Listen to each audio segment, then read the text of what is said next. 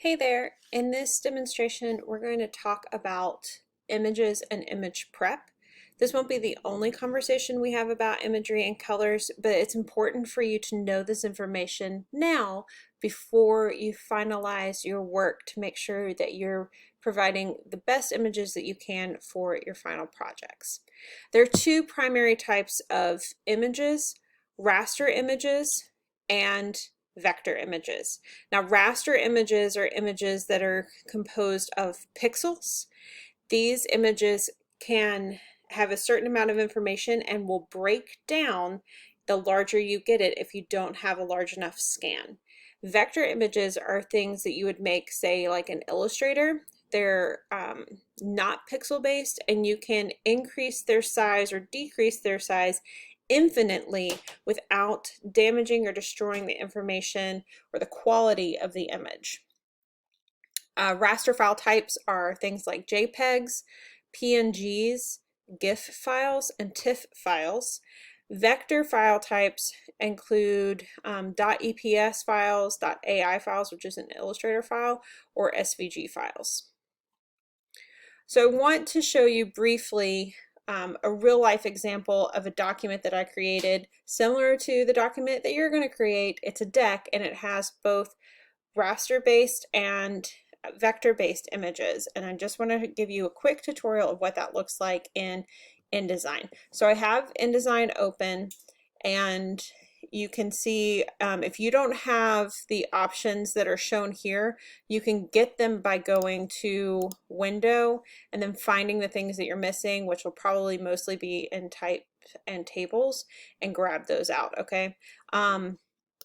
Real quick, as we're doing this, I just want to show you how I keep myself organized in a real world situation. Okay, so this is my previous side gig business, Rebecca Quinn Design. It's now Barking Dogs Creative, but Barking Dogs is new. Rebecca Quinn has clients. So I have contracts and my contract rates and a bunch of different things that I have, mostly folder based, so that I can grab it quickly. I keep all my clients in one folder, and then each individual client has their own folder. Today we're just going to look at Dan, a friend of mine, and within this project I have all of my project files here, which are just the presentation deck. I have my assets, which are the things that I've been working on to create logos for him and all my sketches. I have an email from Dan. I have inspiration because I created a mood board based on what his request was, and then all of my PDFs are here for a quick grab. Now, it seems like kind of a ridiculous process maybe in this instance to have just two files in a couple of these folders, but the more complex the designs get, or the more revisions that you have, you'll appreciate having things separated so that you can really keep track of your filing well. And I would encourage you to do this even now, just to start practicing. And so when you are creating your projects, you should have one asset folder where you've got all of your images stored. And you can even, if you're if you really love organization, you can get further down into additional subfolders. Keep your inspiration in a folder, because it's not actually part of what you're using to build the invitations, but it is what you will use to build out your mood boards. And then you'll want to keep your PDFs and projects separated, just because it's easier to see what was the last thing that I updated, if you can look at a different folder and see the date modified. Okay, so enough on that. Let's look at this. Now, what we're going to spend most of our time in today is our links. This is so important, guys. All right. First of all, if we're looking at this deck, we can see my logo, right, that I created. Now this is a PNG version, so if it's PNG, that tells you it is, that's right, it's raster. So this has a maximum size it can be before it starts to deteriorate. This is at 300, the actual PPI, if you can see I'm right here. Actual PPI is 300. Sorry, I clicked off of it. And then the effective PPI is 300. So what this is saying is that the pixels per inch is 300 for the original file size. And the way that I have scaled it on this page, I have also 300 pixels per inch, which is appropriate for print. Now let's talk about what you need for requirements. For print, you need a minimum of 300 DPI for your images to get a good quality image print. That means that you're going to not only have to look at the original file size, you're also going to have to look at your scale of the images. Now, historical images or also things that are large scale prints, you can drop down to 250. And I'm also telling you from experience, if you have something that's going on a billboard that's like 20 feet up in the air that nobody can walk up to, you can go down as far as 150 DPI and still be safe. But if someone was to walk up to that image, they're going to see the quality of the image start to break down. Okay, and for web design and anything that you're doing for digital, 72 DPI is the requirement for that. Okay, there's also different color modes: black and white, CMYK, duotone. We'll get more into that when we talk about images and color in a later week. All right, so this is an image that I've linked in, and I can see that it is large enough. Now, if I was to take this, I'm holding Command and Shift and scale it larger, you can see the effective DPI decrease to 213.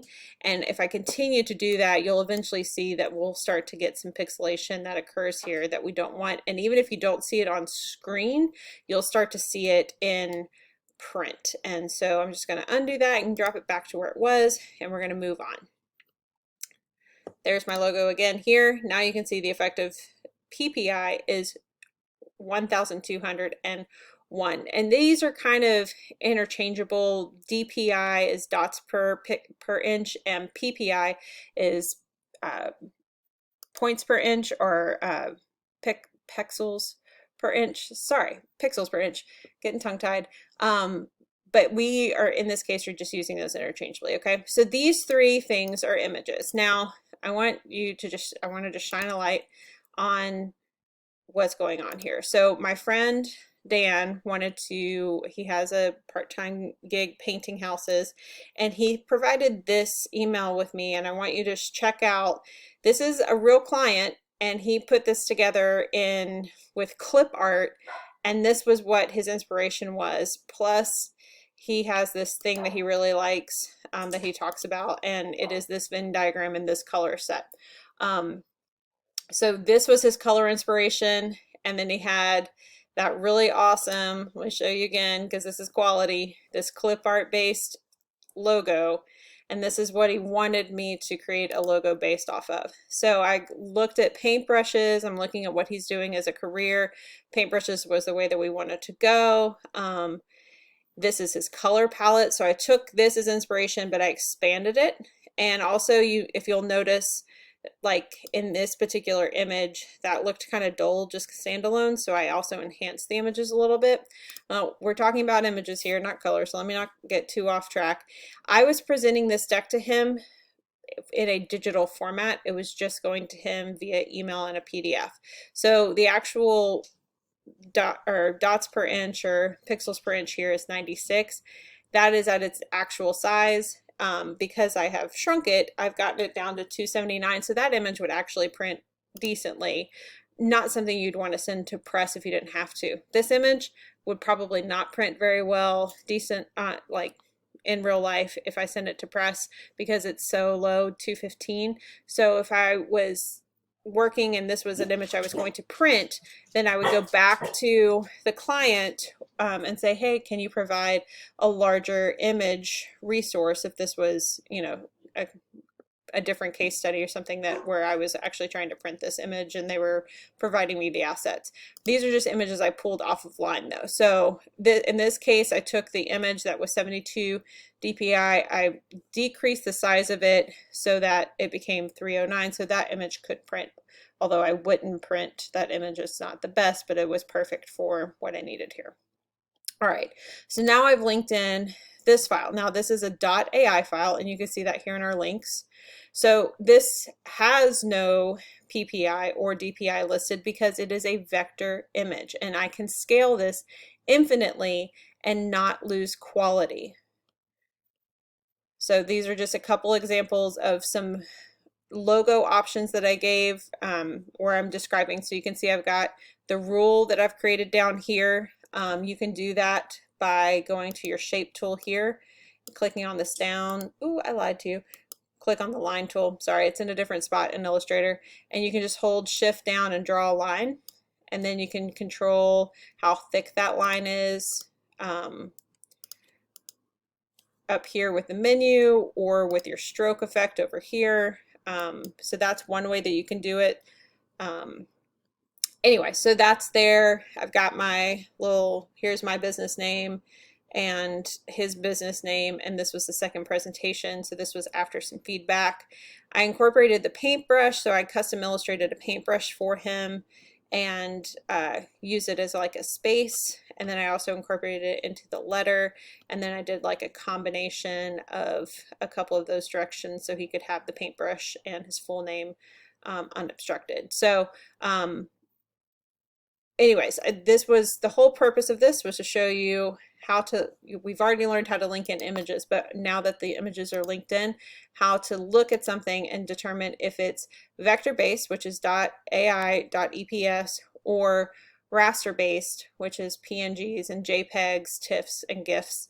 And then also how to, once you see that, determine is this suitable for print or not. And again, you want your images at 300 DPI, and folks, I'm going to be checking for your image quality on your final product. So on your invitations and all of your print collateral, any images that you include that are not raster need to meet the print requirements of at least 300 DPI in order for them to print well. So that's what we're going to look for in your files when you hand me your package files next week. All right, I'll see you in the next video. I hope this was helpful. Let me know if you have questions.